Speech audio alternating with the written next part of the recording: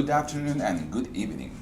And today is a so important day. This is your teacher Osidonis, or Fredy you can see here in the bottom line of the screen. And today we're going to talk about something so important. Okay, are you ready? Are you ready to learn something new? Okay, we're going to learn something about three important definitions, okay? It's countries and nationalities. The word country comes from Old French country, itself derived from vulgar Latin terra. A country is a region that is identified as a distinct national entity in political geography. A country may be an independent sovereign state or that is occupied by another state as a non-sovereign or formerly sovereign political division, or a geographic region associated with set of previously independent or differently associated people with distinct political characteristics. Sometimes countries refers both to sovereign states and other political entities, while other time is refers only to a state. For example, the CIA or fact will use the word it is country name field to refer to a wide variety of dependencies, areas of special sovereignty, uninhabited islands, and other entities, in addition to the traditional countries or independent states. Regardless of the physical geography in the modern international accepted legal definition as defined by the League of Nations in 1937 and reaffirmed by the United Nations in 1945. A resident of the country is subject to the independent exercise of legal jurisdictions. The term country is frequently used to refer to sovereign states. There is no universal agreement on the number of countries in the world, since a number of states have disputed sovereignty status 1. There are 206 sovereign states, of which 193 states are members of the United Nations. All are defined as states by declarative theory of statehood and constitutive theory of statehood. The latest proclaimed state is South Sudan in 2011. Nationality is the legal nationality between an individual person and the state. The nationality affords the state and jurisdiction over the person and affords the person the protection of the state. While these rights and duties are various from state to state, by custom and international convention, it is the right of each state to determine its national or such determination are part of nationality law. In some cases, determination of nationality are also governed by public international law. For example, by treaties on stateless and the European Convention on Nationality. Nationality differs technically and legally from citizenship, which is different legal relationship between a person and a country. The noun national can include both citizens and non-citizens. The most common distinguishing features of citizenship is that citizens have the right to participate in the political life of the state, such as by voting or standing for election. However, in most modern countries, all nationals are citizens of the state, and full citizens are always national of the state. In English and some other languages, the word nationality is sometimes used to refer to any group, a group of people who share a common ethnic identity, language, culture, descent, history, and so forth. Now we're going to talk something about a little bit more important, right? But we're going to talk about, like you say, languages. Okay? Languages, as you know, is something that you have to do, you have to perceive from different kind of persons. In the biblical story of the Tower of Babel, all humanity once spoke a single language, until they suddenly split into many groups unable to understand each other.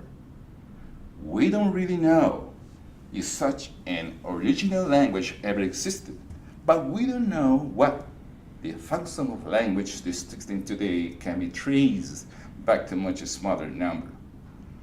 So, how did we end up with so many? In the early days of human migration, the world was much less populated.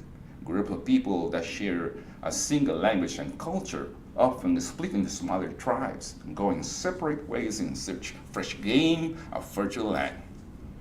That's why we have to keep in mind, as they migrated and settled in new places, they became isolated from one another and developed in different ways. Centuries of living in different conditions, eating different food, and encountering different neighbors turn similar dialects with varied pronunciation and vocabulary into radically different languages. Continuing to divide as population grew as a spread or further, like genealogists, modern linguists try to map this process by tracing multiple languages back as far as they can to their common ancestor, proto-language. A group of all languages related in this way is called a language family, which can contain many branches and subfamilies. So how do we determine whether languages are related in the first place? Similar sounding words don't tell us much. They could be false cognates or just directly borrowed terms rather than derived from a common root.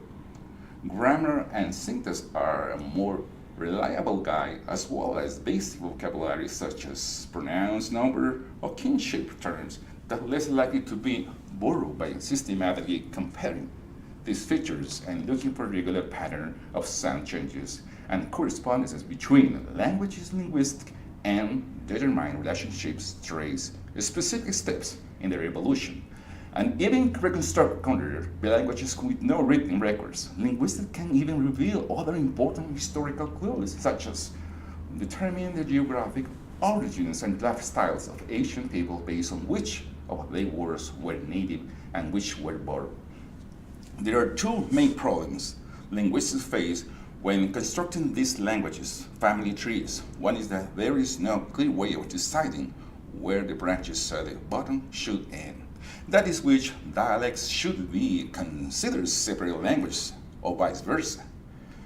For example, Chinese is classified as a single language, but its dialects vary to the point of being mutually unintelligible, while speakers of Spanish and Portuguese can often understand each other, right? Languages actually spoken by living people don't exist in neatly divided categories, but tend to transition gradually, crossing borders and classification. Often the difference between languages and dialects is a matter of changing political and national consideration rather than any linguistic features. This is why the answer to how many languages are there can be anywhere between 3,000 and 8,000 depending on who is counting, right? The other problem is that the farther we move back in time towards the top of the tree, the less evidence we have about the language there.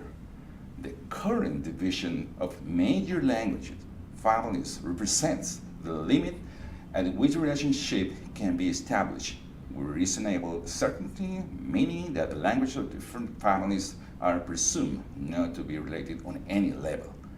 But this may be changed while many proposals for higher verbal relationship or superfamilies or speculative, some have been widely accepted and others are being considered, especially for native language with a small speaker population that have not been extensively studied.